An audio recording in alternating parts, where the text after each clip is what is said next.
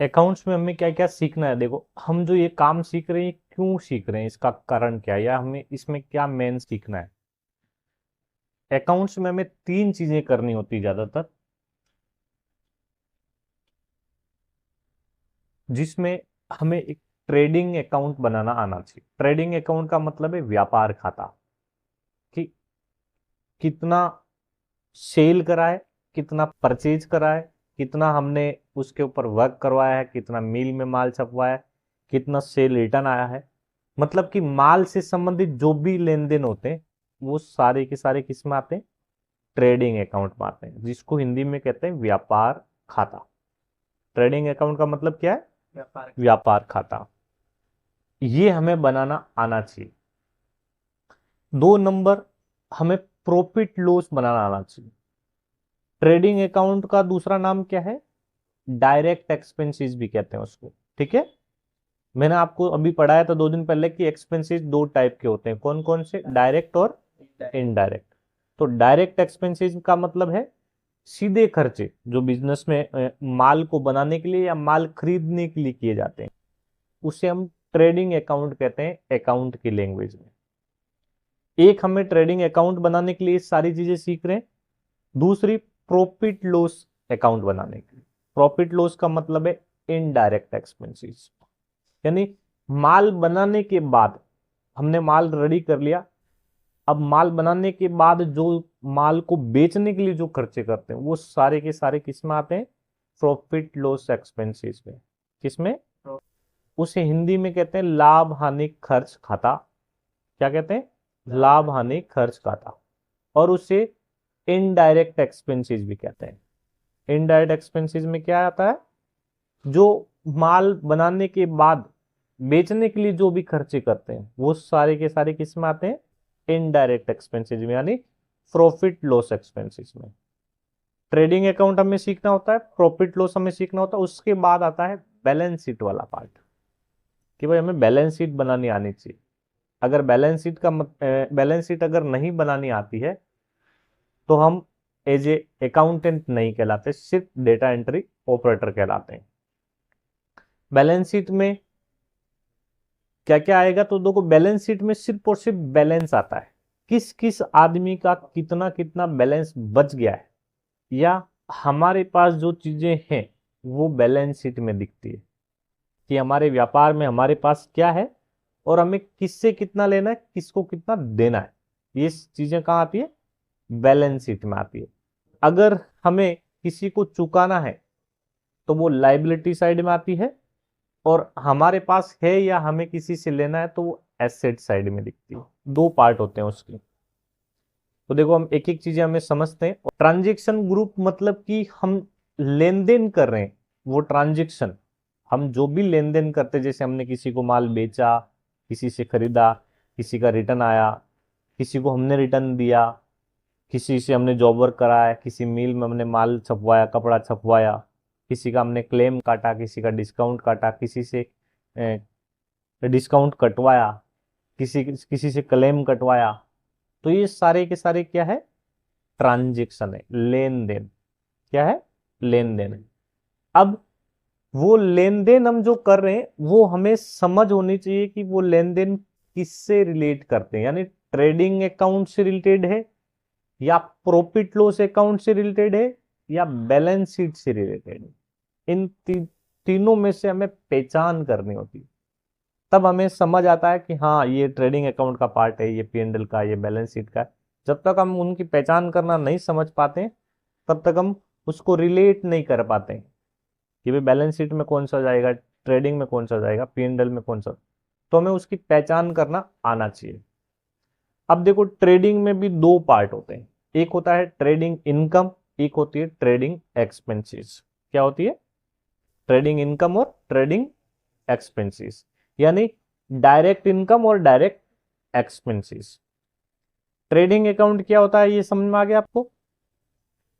Trading account का मतलब होता है व्यापार खाता, उसमें खर्चे शामिल नहीं करे जाते, यानी कोई भी व्यापारी जिस किसी भी टाइप का माल या व्यापार करता है वो, उससे रिलेटेड जो माल खरीदता है या जो माल खरीदा उसके ऊपर अगर और कोई एडिशनल काम करवाता है, वो सारे खर्चे डायरेक्ट एक्सपेंसेस में आएंगे।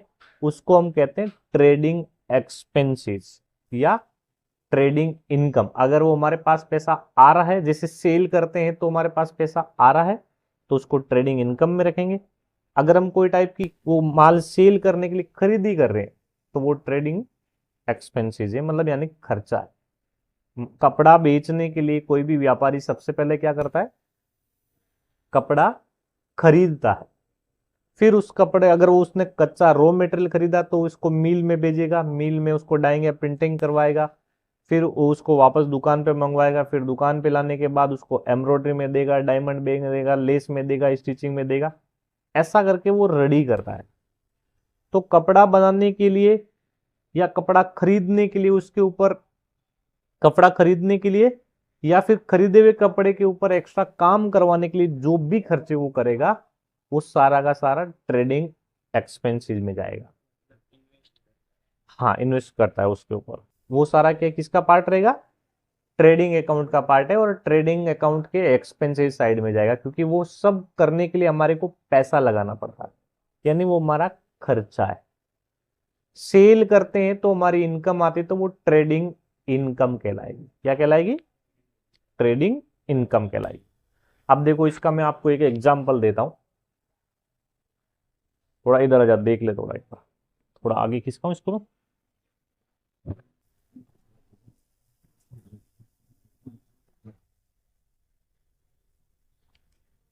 ये देखो मैं ट्रेडिंग अकाउंट खोल के आपको दिखा रहा हूं।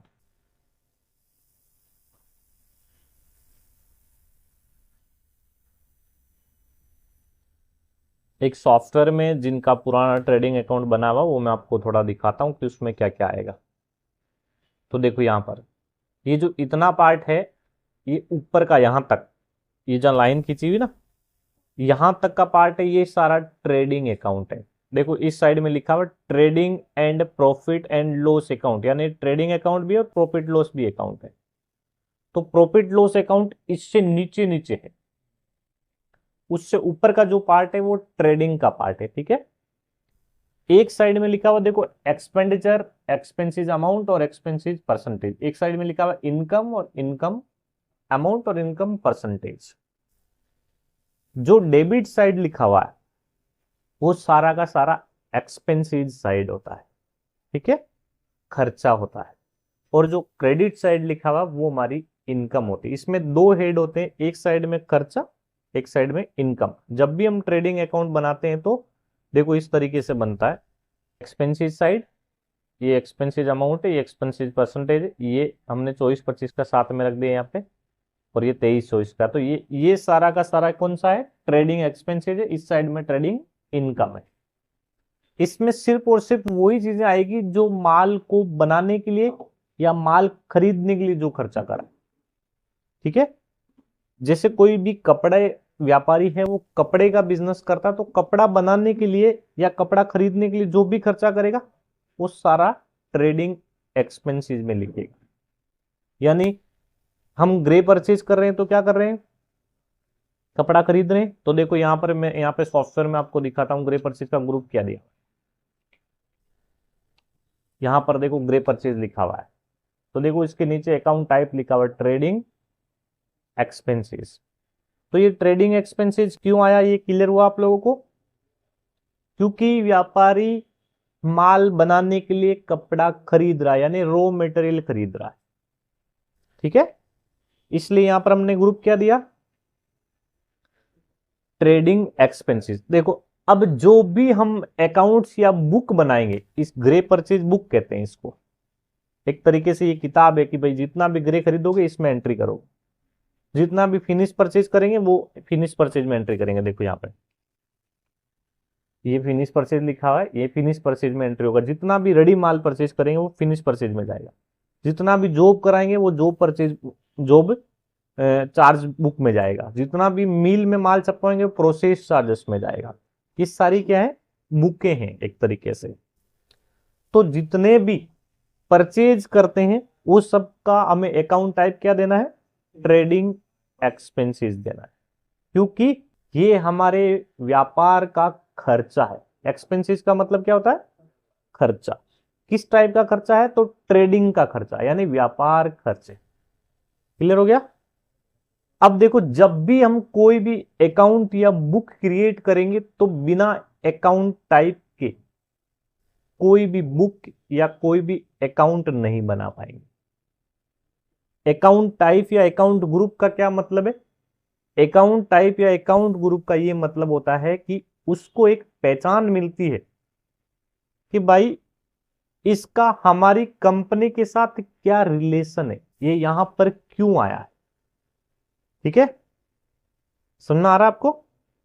इससे पता चलता है कि इसका रोल क्या है इस कंपनी में, इसका काम क्या है इस कंपनी में, ये कौन है।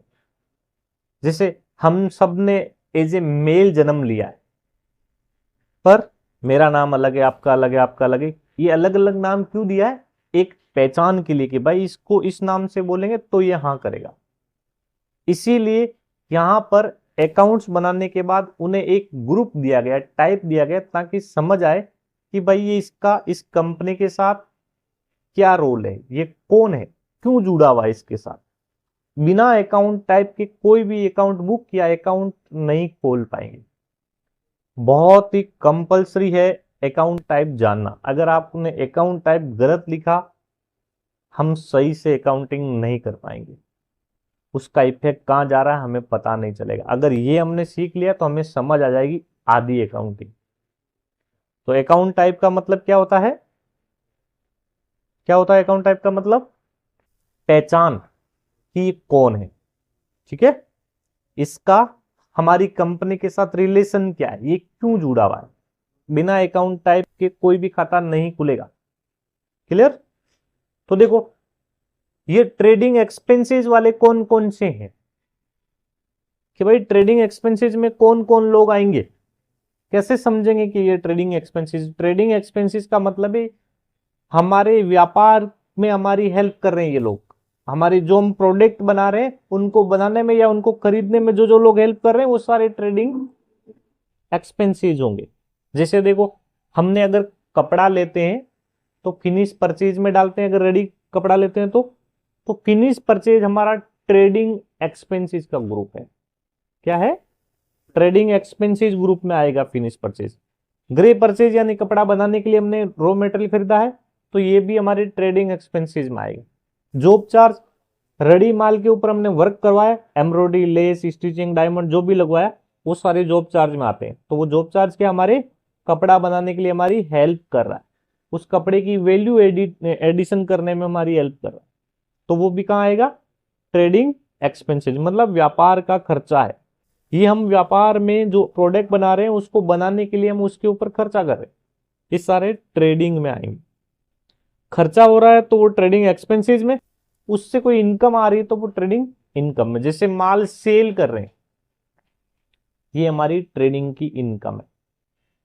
क्लियर हो गया आपको ट्रेडिंग में कौन कौन से पार्ट आएंगे? अब इन्हें हम अकाउंट नहीं बोलेंगे, इन्हें हम क्या बोलेंगे? बुक बोलेंगे। क्या बोलेंगे? ये सारे रजिस्टर है, फिनिश परचेज रजिस्टर।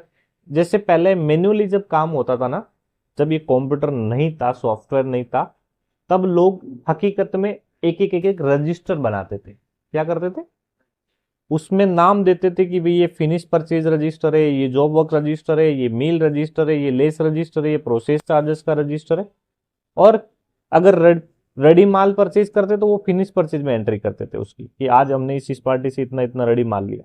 जॉब करवाते थे तो जॉब वर्क वाले रजिस्टर में एंट्री करते थे। इन्हें हम बुक भी कह सकते हैं, रजिस्टर भी कह सकते हैं। ठीक है, ये सारे कौन है? ट्रेडिंग के पार्ट है। व्यापार करने के लिए जो माल खरीदते हैं या उसके ऊपर जो खर्चा करते हैं माल को बनाने के लिए, वो सारे ट्रेडिंग के पार्ट है, ट्रेडिंग अकाउंट में आएगा। ट्रेडिंग का मतलब ही होता है व्यापार खाता। ओके, अब देखो हमने माल बना लिया, रेडी कर लिया, अब उसको बेचना भी होता है हमें। तो बेचने के लिए हमें क्या क्या खर्चे करने पड़ते हैं? जैसे हमें सबसे पहला काम होता है कि उस माल को बेचने के लिए पैकिंग मटेरियल चाहिए होता है। पैकिंग का सामान मतलब पार्सल लाना पड़ेगा, उसको उसमें पैक करना पड़ेगा, थैली डालनी पड़ेगी, तब जाके वो माल जाएगा। पैकिंग मटेरियल, स्टाफ रखना पड़ेगा उसको पैक करने के लिए, एक दुकान लेनी पड़ेगी माल रखने के लिए, गोडाउन या दुकान भाड़े पर। उस दुकान को चलाने के लिए मेंटेनेंस चुकाना पड़ेगा बाजार में। साफ सफाई के लिए जो बाजार चलाते हैं वो लोग क्या लेते हैं हमसे, मेंटेनेंस लेते हैं। जैसे ये अभी लिफ्टें चल रही है, इधर गैलरी में साफ सफाई हो रही है, सारा हर एक दुकानदार क्या देता है, मेंटेनेंस चुकाता, तब ये साफ सफाई ये मॉल चल रहा है। समझना आ रहा है आपको, उसको क्या कहते हैं, मेंटेनेंस चार्ज। उसके लिए हमें एक अकाउंट खुलाना पड़ेगा बैंक में, जिसका बैंक हमसे मेंटेनेंस चार्ज लेता है, जिसको हम क्या कहते हैं, बैंक चार्ज कहते हैं। कल मैंने समझाया था। लाइट बिल भी आएगा, लाइट लगवानी पड़ेगी, अंधेरे में तो पैक नहीं करेंगे। जब हम माल पैक करेंगे तो किसी स्टेशनरी का सामान भी चाहिएगा हमें, प्रिंट आउट निकालने के लिए, बिल प्रिंट आउट निकालने के लिए चाहिए, और उसको ले जाने के लिए, ट्रांसपोर्ट तक बुक करवाने के लिए पंडित की जरूरत पड़ेगी। दुकान में पंडित जी आएंगे पूजा के लिए, साफ सफाई के लिए एक मासी रखनी पड़ेगी, और क्या करना पड़ेगा, टूर भी करना पड़ेगा माल बेचने के लिए। और क्या करना पड़ता है बताओ, बाजार में क्या क्या होता है, कोरियर भी भेजना पड़ता है सैंपल के लिए, या फिर बिल पोस्ट करा जाता है। हमारा माल बिकवाने के लिए जो लोग मदद करते हैं उनको कमीशन भी देना पड़ता है, उन्हें एजेंट कहते हैं। और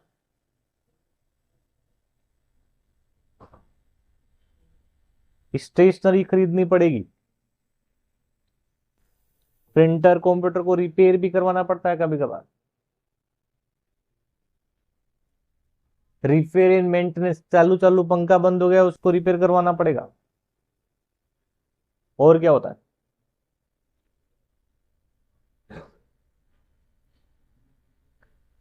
सूरत म्युनिसिपल कॉरपोरेशन वहां पर बैठने का टैक्स लेता है, एसएमसी वाले, वो टैक्स भी पे करना पड़ेगा। और क्या होता है बताओ,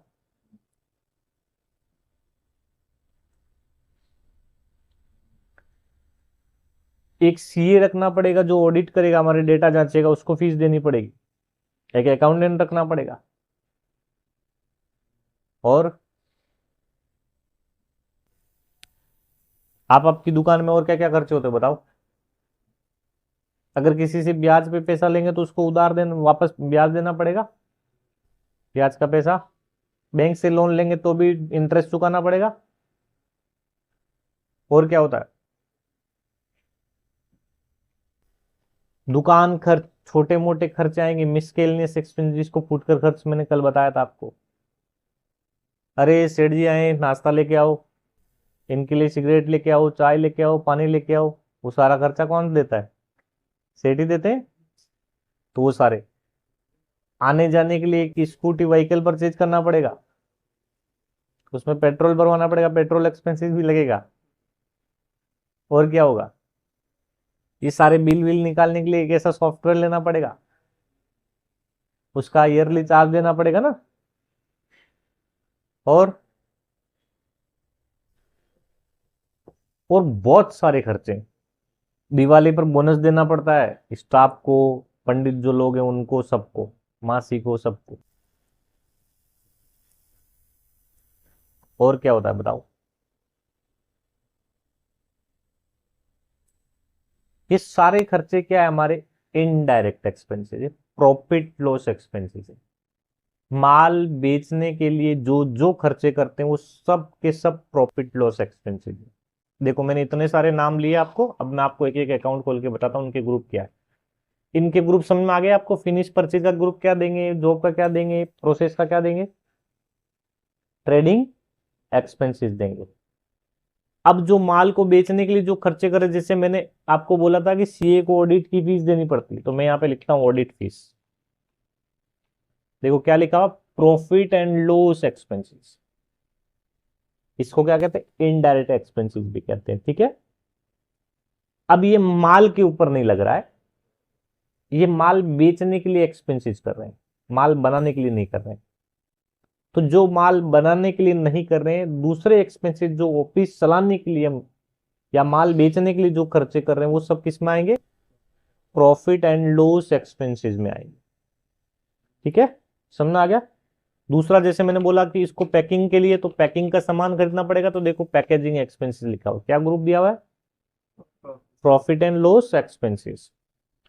तीसरा, सैलरी, स्टाफ को सैलरी देनी पड़ेगी, देखो क्या ग्रुप दिया हुआ है? समझ आ रहा है? अब देखो एक और चीज, इसमें कितने भी चाहे कितने भी खर्चे हो, सबके जो खर्चे का नाम है उसका ग्रुप क्या देना पड़ेगा? Profit loss expenses. इससे इनडायरेक्ट एक्सपेंसेस भी कहते हैं, ट्रेडिंग अकाउंट को डायरेक्ट एक्सपेंसेस भी कहते हैं। लेकिन देखो सॉफ्टवेयर की लैंग्वेज में और टेक्सटाइल मार्केट में ट्रेडिंग या P&L ज्यादा बोलते हैं, डायरेक्ट इनडायरेक्ट सिर्फ टेली में बोला जाता है। मोस्ट ऑफ सॉफ्टवेयर में आपको ट्रेडिंग देखने को मिलेगा, P&L देखने को मिलेगा, डायरेक्ट इनडायरेक्ट नहीं लिखा रहता है। ठीक है, तो आपको याद रखना है इनके नाम, ट्रेडिंग एक्सपेंसेस अकाउंट और प्रॉफिट लॉस एक्सपेंसेस अकाउंट। अब इसमें देखो एक और चीज ऐड करते हैं, जैसे सैलरी हमारा ऑफिस का खर्चा है, क्या है? ऑफिस का खर्चा है। अब क्या वो पैसा हम सैलरी को चुकाते हैं क्या? किसको चुकाते हैं? जो हमारा स्टाफ होगा वो। हम जो भी एंट्री सीख रहे हैं, जो भी ट्रांजैक्शन कर रहे हैं, उन सब ट्रांजैक्शन की डबल एंट्री होगी।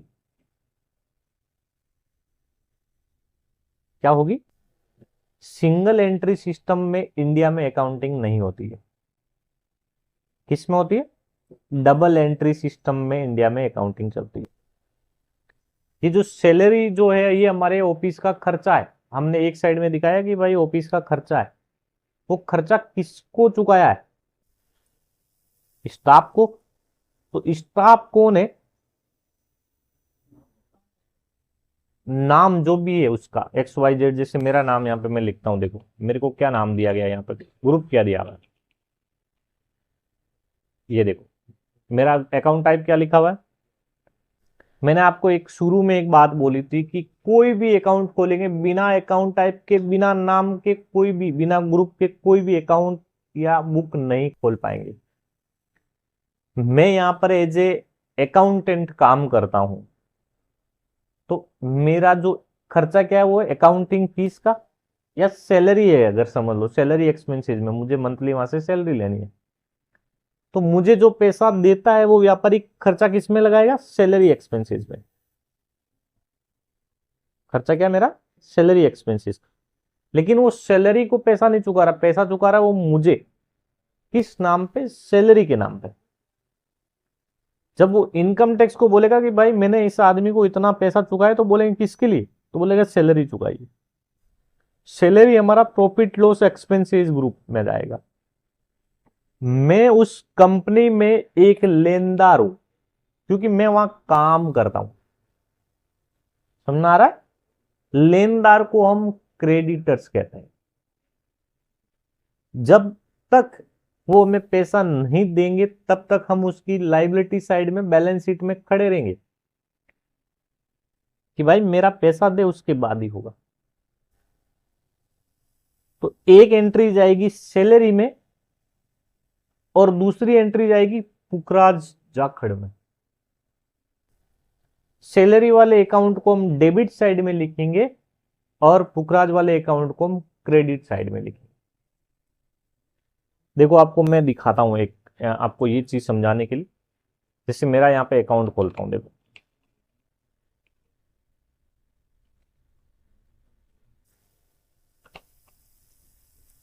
मैं यहां पे एक एंट्री लगा देता हूं सैलरी की। ठीक है, ध्यान से देखना, मैं आपको दोनों चीजें मिक्स करके बता रहा हूं ताकि आपको समझ आएगी मैं करवाना क्या चाहता हूं।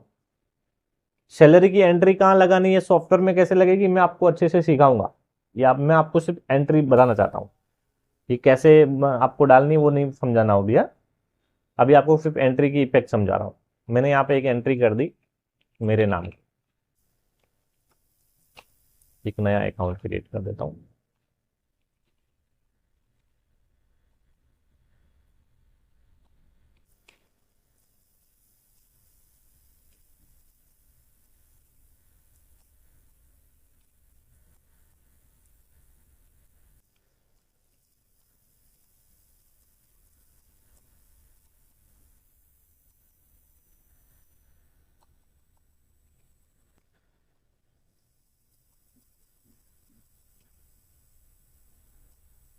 ये मैंने एक एंट्री लगा दी सैलरी की, देखो, या मैं इसको सैलरी नहीं कहता हूं, मैं वहां से अकाउंटिंग फीस लेता हूं, तो मैं अकाउंटिंग फीस में डालता हूं ताकि उसको समझ आ जाए आपको।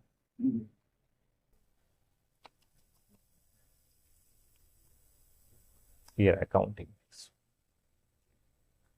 मैं इस कंपनी में काम करता हूं, इनका अकाउंट संभालता हूं, इसलिए मैं इनसे क्या चार्ज कर रहा हूं, अकाउंटिंग फीस। अकाउंटिंग फीस का ग्रुप क्या लिखेंगे हम,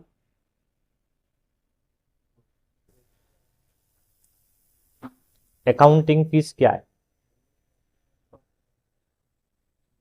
क्या है अकाउंटिंग फीस? जैसे सैलरी है वैसे क्या है, खर्चा है। वो सैलरी के नाम पे नहीं लेके मैं अकाउंटिंग फीस के नाम पे लेता हूँ, क्योंकि मैं उनका पार्ट टाइमर हूं या मैं वहां पे नहीं जाता हूँ रेगुलर, इसलिए मैंने अकाउंटिंग फीस के नाम से वो डाल दिया।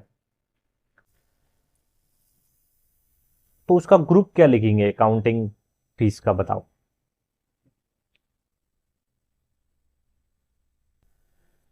क्या लिखेंगे भाई?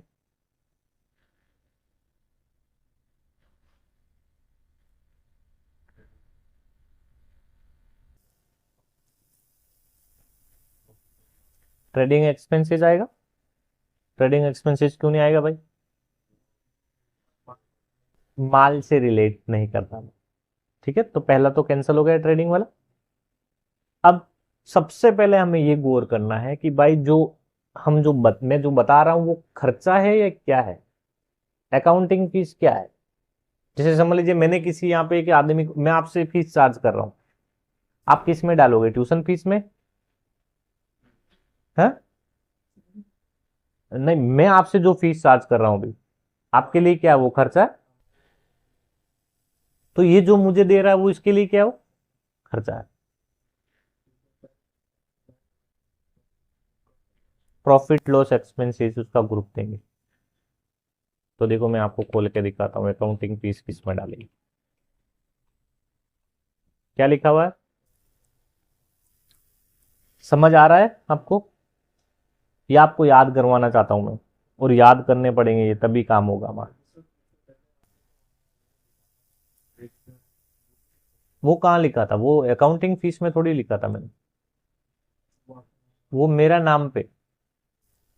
अकाउंटिंग फीस उसका खर्चा है, लेकिन वो अकाउंटिंग फीस किसको चुका रहा है, मेरे को क्यों चुका रहा है वो? सर्विस मैंने दी थी, तो मैं उसका क्या हूं, लेनदार हूं। उस कंपनी में एक छोटा सा लेनदार बन गया मैं, जितना मेरा शेयर है, मतलब जो मेरी भागीदारी हुई, जितना मैंने सर्विस दिया उस हिसाब से मैं क्या कहलाता हूं उस कंपनी का, लेनदार, यानी क्रेडिटर्स कहलाता हूं। ठीक है, क्या कहलाता हूं, जितने भी लोग उस कंपनी में काम करते हैं, चाहे वो माल बनाने के लिए करते हैं या माल को बेचने में हेल्प करते हैं या उस दुकान को मैनेज करने में हेल्प करते हैं, वो सारे उस दुकान के क्रेडिटर्स कहलाते हैं। ठीक है, अब वो जैसे मैं अकाउंटिंग फीस ले रहा हूं उनसे, तो मैं अकाउंटिंग में हेल्प कर रहा हूं। अगर कोई स्टाफ है तो वो सैलरी ले रहा है, तो वो सैलरी मतलब माल को इधर उधर करने में हेल्प कर रहा है। अगर कोई आदमी उनको माल दे रहा है तो वो क्रेडिटर फॉर गुड्स है, माल देने के लिए उनका कौन है, क्रेडिटर्स। अब अगर वो फिनिश परचेज दे रहा है तो फिनिश परचेज में जाएगा, अगर वो ग्रे दे रहा है तो ग्रे परचेज में जाएगा। अगर वो जॉब करता है वहां पे, यानी जॉब वर्क करके देता है, तो वो क्रेडिटर फॉर जॉब में चला जाएगा। क्लियर हो रहा है आपको? अब मैंने आपको बोला था कि डबल एंट्री सिस्टम चलता है, यानी अकाउंटिंग, देखो मैं अब आपको अकाउंटिंग फीस की मैं आपको एंट्री दिखाता हूं पहले तो। देखो जैसे मैंने 15,000 रुपए अकाउंटिंग फीस बुक करी थी, देखो यहाँ पे आ गई जी। पहले हमारा इनकम, यहाँ पे इनकम दिख रहा था 7,55,000 जितना कुछ ऐसा, अभी ये 7,48 हो गया, मतलब 15,000 कम हो गया कि भाई ये 15,000 मेरा एक खर्चा था। 15,000 रुपये क्या है, हमारा अकाउंटिंग फीस का खर्चा है। अब मैं इस एंट्री को देखो ओपन करता हूं पहले अकाउंटिंग फीस के नाम से, शो कर देता हूं। देखो यहाँ पे क्या आ रहा है, अकाउंटिंग फीस का ग्रुप क्या आ रहा है, टाइप क्या आ रहा है, profit loss expenses. Accounting fees debit में लिखा हुआ, देखो क्रेडिट में 0 आ रहा है, ठीक है। जितने भी एक्सपेंसेस होंगे हमारे, वो सारे के सारे डेबिट साइड में लिखे जाएंगे, ठीक है। अब देखो मैं आपको एक्सेल में ये एंट्री करके, फिर सॉफ्टवेयर में तो वो थोड़ा हमें क्या फैसिलिटी दे रखी है, तो फटाफट एंट्री हो जाती है, या हमें ज्यादा मेहनत नहीं करनी पड़ती है उसमें। एक्चुअल में वो एंट्री कैसी है वो दिखाता हूं, देखो पर्टिकुलर्स, डेबिट अमाउंट और क्रेडिट अमाउंट, ऐसा एक फॉर्मेट बना हुआ है सॉफ्टवेयर में, ठीक है। पर्टिकुलर का मतलब है विवरण, और एक होता है बाई और एक होता है टू, दो टाइप की एंट्री हमें करनी पड़ती है यहां पे।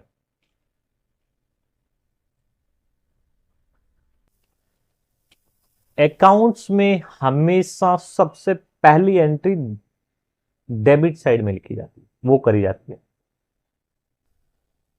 तो मैं यहां पे बाई लिखता हूं, बाई अकाउंटिंग फीस एक्सपेंसेस, और मैंने लिख दिया यहां पे 15,000। क्या लिख दिया मैंने, 15,000 अमाउंट लिख दिया है।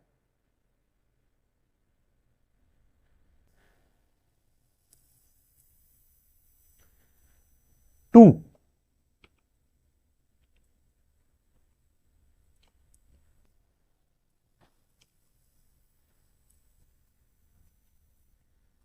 अब वो लेने वाला कौन है, अकाउंटिंग फीस, लेनदार का नाम आएगा यहां। ये मेरा, मैंने आपको बोला कि मैं क्रेडिटर्स हूं, क्या हूं, तो क्रेडिट साइड में लिखा जाए, मैं उस कंपनी में लेनदार हूं एक, जितनी भी उस कंपनी का कर्जा होगा, लाइबिलिटी होगी, वो सारी की सारी क्रेडिट साइड में जाएगी, और उस सारे के सारे लोग बैलेंस शीट में दिखेंगे जब तक पैसा चुकता नहीं कर देंगे, क्योंकि बैलेंस बात, ठीक है। समझ आ रहा है आपको, ये एंट्री इस तरीके से होती है। अब देखो यहां पे मैं टोटल करता हूं, तो यहां पे 15,000 आएगा, यहां पे भी 15,000 आ जाएगा, दोनों। कोई भी एंट्री का, कोई भी एंट्री करते हैं तो डेबिट क्रेडिट दोनों बराबर बराबर इक्वल इक्वल दिखता है, तभी वो एंट्री प्रॉपर होती है, नहीं तो नहीं होती है। इस तरीके का एक फॉर्मेट बना हुआ है हमारे सिस्टम में।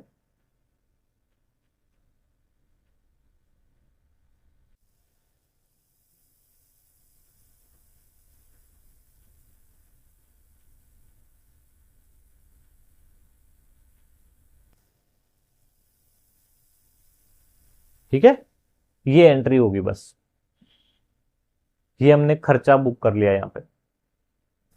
अकाउंटिंग फीस हमारी कंपनी का प्रॉफिट लॉस एक्सपेंसेस खर्चा है, लाभ हानि खर्च खाते में जाएगा, क्योंकि ये हमारी ऑफिस का एक्सपेंसेस है।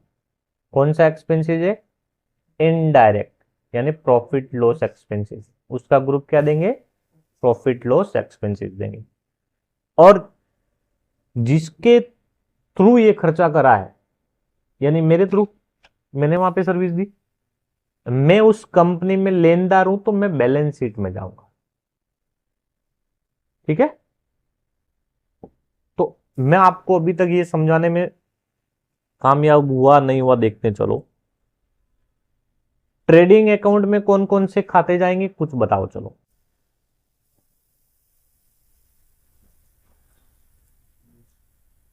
Very good, finish purchase, very good, grey purchase,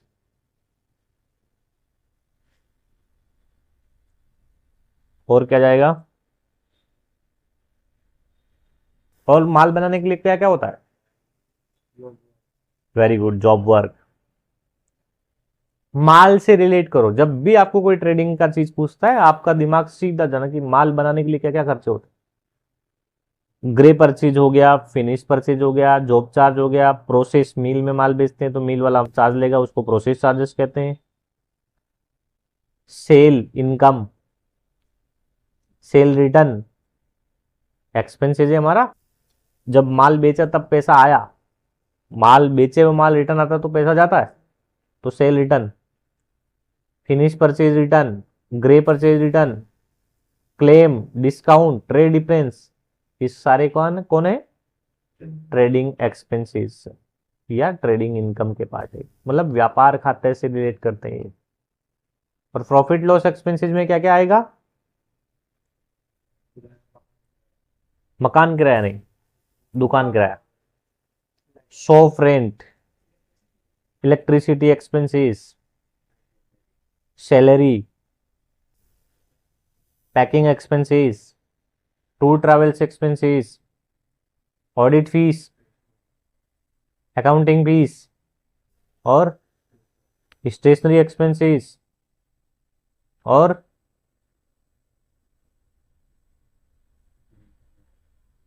very good, maintenance. हाँ, प्रोफेशनल टैक्स, प्रॉपर्टी टैक्स, और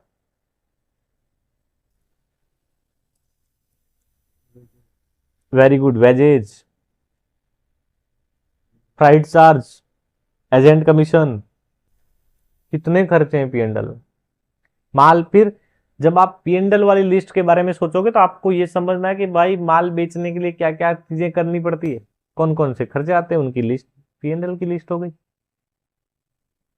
अब क्रेडिटर, जैसे माल, जैसे अकाउंटिंग फीस के लिए मुझे चुना गया तो मैं उस कंपनी में एज ए क्रेडिटर हूं। देखो मैं आपको दिखाता हूं मेरा कहां पे वो गया।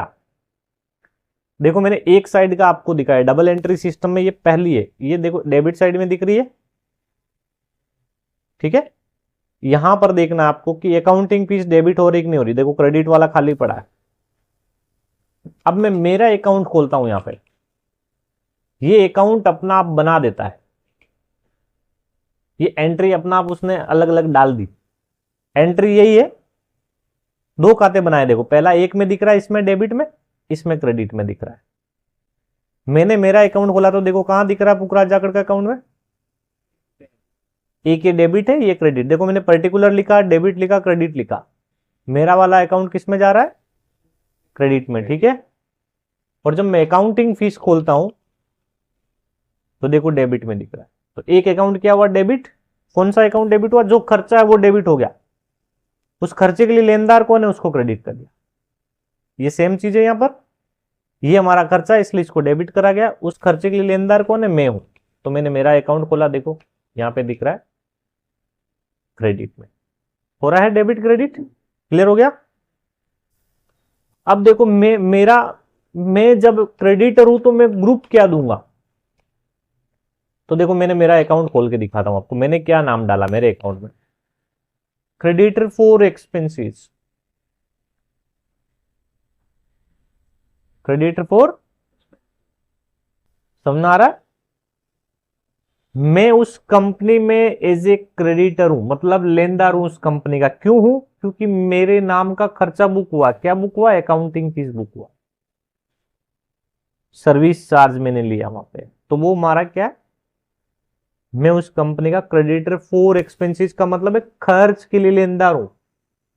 अगर हम किसी कंपनी से, किसी सप्लायर से माल खरीदेंगे तो वो सप्लायर हमारा क्रेडिटर होता है। क्रेडिटर फॉर गुड्स, माल के लिए लेनदार है। क्यों लेनदार है? उसने माल दिया हमें। अगर कोई पार्टी हमें जॉब करके देती है तो क्रेडिटर फॉर जॉब कहलाएगी। क्यों? लेनदार है, इसने जॉब करके दिया।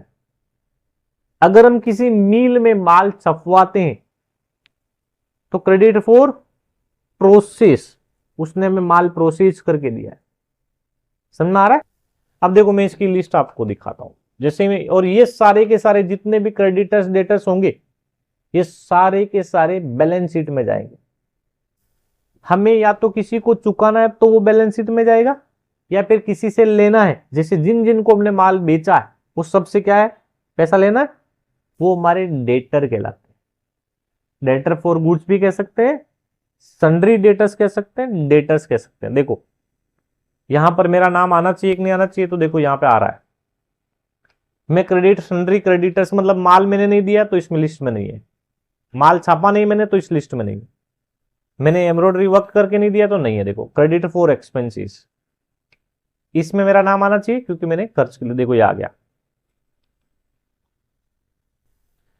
समझ आ रहा है आपको? अब जब तक वो मुझे पैसा नहीं दे देते मेरा नाम यहां पर रहेगा। क्यों? मैं उस कंपनी की लाइबिलिटी हूं, उस कंपनी का लेनदार हूं, कर्जा हूं। उस कंपनी में से मैं क्या मांग रहा हूं? कर्जा मांग रहा हूं 15,000 रुपए। जब तक वो मुझे नहीं चुकाएगा तब तक मैं बैलेंस शीट की लाइबिलिटी साइड में खड़ा रहूंगा। जब जो ही मुझे वो पैसा देंगे 15,000, मैं यहां से निकल जाऊंगा इधर। उतना अगर वो मुझे रोकड़ा देंगे तो इतना रोकड़ा या तो इधर कम हो जाएगा, बैंक से चेक दिया तो इधर चेक कम हो जाएगा, तो इधर से कम होगा उधर वो निकल जाएगा, तो दोनों बराबर बराबर रहेगा। बैलेंस शीट हमेशा दोनों साइड में क्या रहती है? इक्वल इक्वल रहती है। अकाउंट्स हमेशा दोनों साइड में क्या रहते हैं? बराबर रहते हैं। क्यों बराबर रहते हैं? देखो इधर मैं 15,000 मांग रहा हूं, अब अगर मुझे 15,000 चुकाएगा तो वो या तो रोकड़ा चुकाएगा या बैंक से चुकाएगा। तो मैंने आपको बोला था कि ऐसी चीजें जो या तो हमारे पास है या हमें किसी से लेना है वो एसेट साइड में रहती है। तो यहां से जैसे ही मैं यहाँ पे 15,000 मुझे चेक देगा, इधर 15,000 बैलेंस कम करना पड़ेगा उससे। आज की डेट में उसका 4,87,000 बैलेंस है, जैसे ही मुझे 15,000 का चेक पढ़ के देगा उसका 15,000 माइनस हो जाएगा बैलेंस। तो इधर से 15,000 माइनस होगा उधर वो निकल जाएगी, तो बराबर बराबर रह जाएगा, कुछ फर्क नहीं पड़ेगा। जितने भी कंपनी के लेनदार हैं वो सब के सब बैलेंस शीट के किस साइड में दिखेंगे? लाइबिलिटी साइड में दिखेंगे। बैलेंस शीट के दो पार्ट होते हैं, लाइबिलिटी और एसेट्स। एसेट साइड में वो चीजें होती है जो या तो हमारे पास है या फिर हमें किसी से लेना है। लाइबिलिटी साइड में या तो हमें किसी को चुकाना है या हमारी कैपिटल लगी हुई है। ठीक है? या तो हमने किसी से माल उधार लिया होगा, किसी से पैसा उधार लिया होगा, किसी से सर्विस उधार ली होगी, वो सारे के सारे हमारी लाइबिलिटी में आएंगे। तो मैंने आज आपको क्या बताया है? ट्रेडिंग अकाउंट क्या होता है, प्रॉफिट लॉस अकाउंट क्या होता है, बैलेंस शीट क्या होती है। तीनों चीजों में आपको कुछ समझ आया आज? अब इसमें थोड़ा डिटेल में हम और बात करेंगे ताकि ये क्लियर हो गया, मतलब आपको काफी चीजें आने लग जाएगी। आप किसी से भी टकरा जाओगे बाजार में कि यार ये तो मुझे भी पता है। और ये बहुत इंपॉर्टेंट चैप्टर है, इससे शुरुआत होती है अकाउंट्स की। इसके बगैर हम कुछ नहीं कर पाएंगे, सिर्फ आप लाइफ टाइम के लिए डेटा एंट्री बन के रह जाओगे अगर ये पता नहीं रहेगा आपको।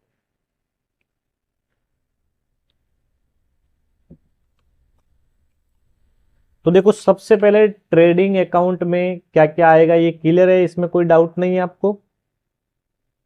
ट्रेडिंग अकाउंट का मतलब क्या होता है? व्यापार खाता। माल से रिलेटेड जो भी खर्चे आएंगे वो सारे के सारे ट्रेडिंग अकाउंट में आएंगे, चाहे माल हमने खरीदा हो बेचने के लिए या खरीदे हुए माल के ऊपर हमने खर्चा करा हो। ठीक है? माल बेचने के लिए जो भी खर्चे करेंगे वो सारे के सारे किस में आएंगे? प्रॉफिट लॉस एक्सपेंसेस अकाउंट में आएंगे। क्लियर? और जो जो लेनदार है उस खर्चे के लिए वो सारे के सारे बैलेंस शीट में जाएंगे, या जिनसे हमें लेना है वो भी बैलेंस शीट में जाएंगे। क्लियर?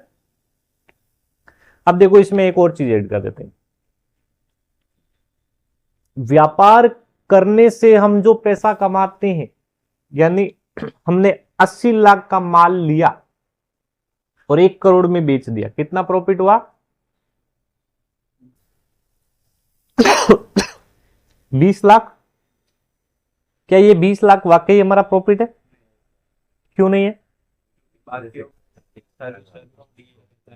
हाँ, इसको हम क्या कहते हैं? ग्रोस प्रॉफिट कहते हैं, सकल लाभ।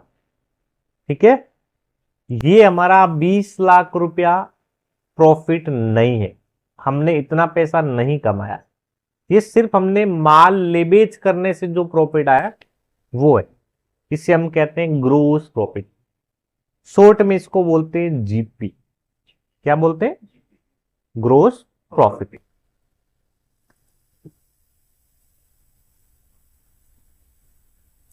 और जो खर्चे करने के बाद, सब कुछ खर्चा निकालने के बाद जो प्रॉफिट कमाते हैं वो हमारी नेट कमाई होती है। क्या होती है?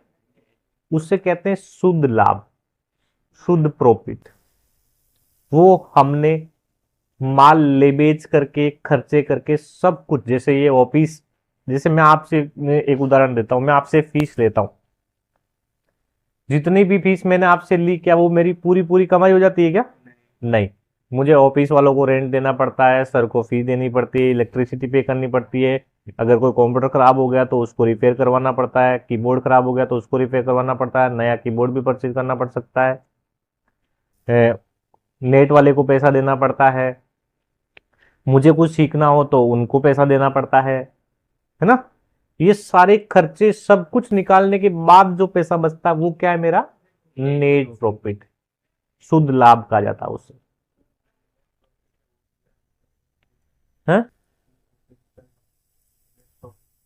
नेट प्रॉफिट क्रेडिट साइड होना चाहिए। हाँ, नहीं, ये डेबिट साइड नहीं दिख रहा, ये यहां पर सिर्फ दिख रहा है, इसको, ये प्रॉफिट जाएगा कैपिटल अकाउंट में। देखो आपको दिखाता हूं, यहां पर क्या है, ये जो नेट प्रॉफिट कमाया कि भाई इतना हमारा पहले ऑलरेडी था, देखो आपको मैं वो दिखा देता हूं, आपको भी आइडिया आ जाएगा।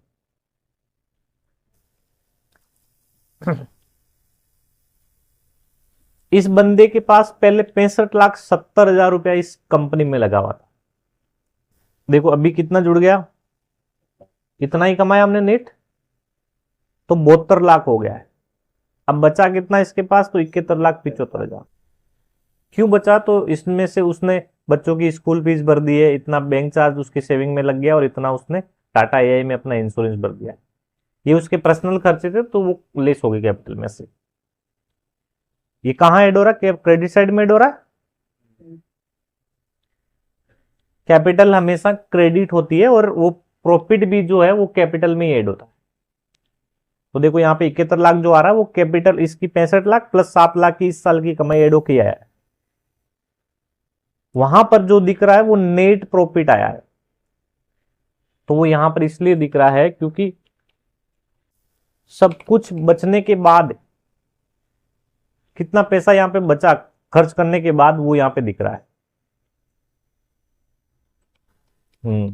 26,147 रुपए खर्चा कर लिया, 11,74,000 रुपए उसने ग्रोस प्रॉफिट कमाया था, उसमें से 4 खर्चा हो गया, इतना बचा है, ये हमारा नेट प्रॉफिट है, और ये ट्रांसफर कर दिया गया है कैपिटल अकाउंट में। ठीक है, तो आज इतना ही, कल हम इसको और डिटेल में समझते हैं, इस पे हम 1-2 दिन बिताएंगे तो आपको क्लियर होगा। इसको थोड़ा सर्च करना आप लोग भी,